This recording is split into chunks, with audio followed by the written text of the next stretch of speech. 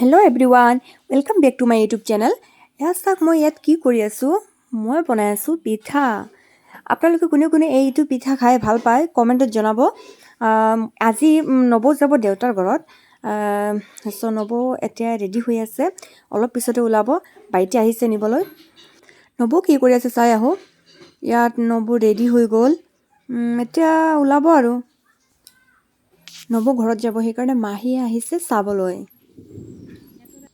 কিমান যে কথা পাতি আছে তেওঁলোকে ইয়াত আইতা কিবা কিবি কৈ আছে নবক এতিয়া ওলাব হেয়া বাইটি আহিছে নবৰ বাইটি হয় এতিয়া আৰু ওলাব ৰেডি হৈ গ'ল